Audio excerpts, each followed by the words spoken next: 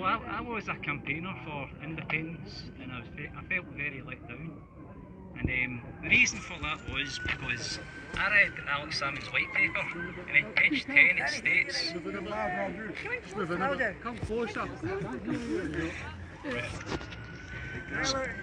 So I was a campaigner for Scottish independence, but I felt very let down because I read Alex Salmon's white paper, and it stated in page 10 that we could leave the European Union and the UN.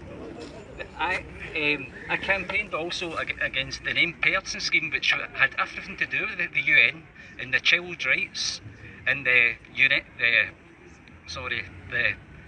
can't remember now what that was, but they are very much involved in this.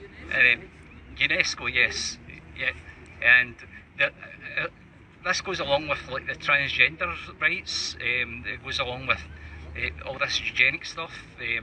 The taking rights away from the family, and all this sort of stuff. And then the stuff that they're doing in like Syria, the United Nations, they said that Assad had chemical weapons, which was a complete lie. They said, and the United Nations a week later said that he's got chemical weapons and it's too late to test. They're a very corrupt organisation, and I was glad also that Donald Trump did rip up the World Health Organisation.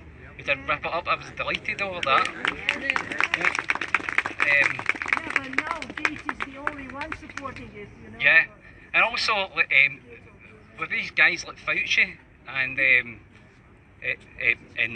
Ted Ross Adhanom, the director of the World Health Organisation, he's not even a doctor. He's not like a medical degree.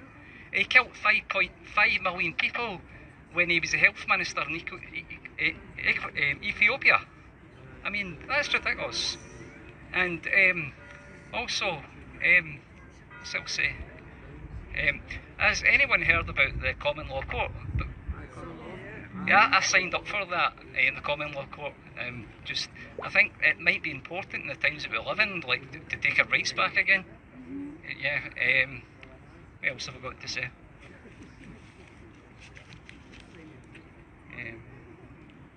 So you go into commonlawcourt.com.